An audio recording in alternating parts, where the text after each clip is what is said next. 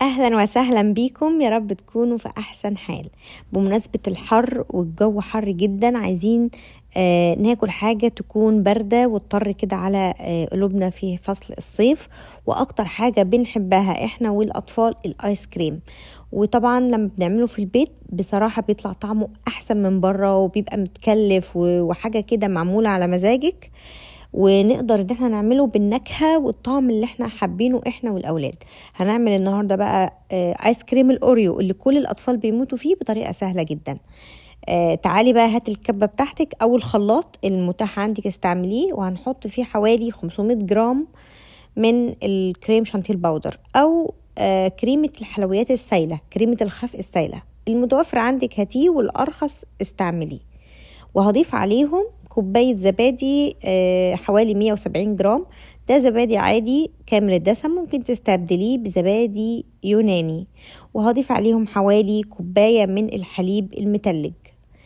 هنضرب المكونات دول في الخلاط، وبالمناسبة مش محتاجين اي سكر، يعني هو الكريم شانتيه باودر ده فيه اصلا سكر وفيه نكهة الفانيليا، فهيدينا ايس كريم في الفانيليا، يعني ده اول حاجة هنطلعها من الايس كريم الاول.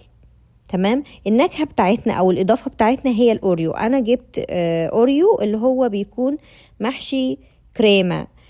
طبعا على حسب الولاد عندي ما بيحبوا، تقدري بقى تجيبي لو عندك الولاد بيحبوا ايس كريم الاوريو اللي هو محشي شوكولاتة من النص هاتيه.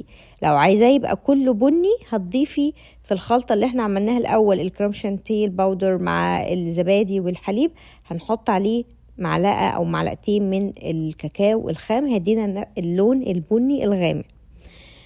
تمام. هشيل بقى شوية من الفانيلا كده على جنب، لان برضو عندي بنتي بتحب فانيلا لوحدها، والباقي هجيبه احطه في علبة من علب التلاجة، وهحط فيه الاوريو اللي احنا كسرناه من شوية. انا جبت كاس الاوريو وكسرتها كده بالمدق بتاع البفتيك، تقدري تدقيه بالايد الهون، اي حاجة عندك دقيه بيها كده، كسريه شوية، وبعدين حطيه في قلب الايس كريم اللي احنا حطيناه في العلبة، وهنشيله في الفريزر يعني من 8 ساعات ل 9 ساعات. تقدري تشيليه ليلة كاملة، تطلعيه قبل ما تحبي تاكلي منه بشوية عشان يفك، وبعدين بقى بالسكوب بتاع الايس كريم وتعملي وتحطي بقى على الوش كده اوريو خشن من فوق. طبعا تقدري بقى بدل الاوريو ده تحطي اي حاجة تانية، اي سبرينكلز، اي فواكه مجففة اللي انت حباه انت والاولاد يعملوه.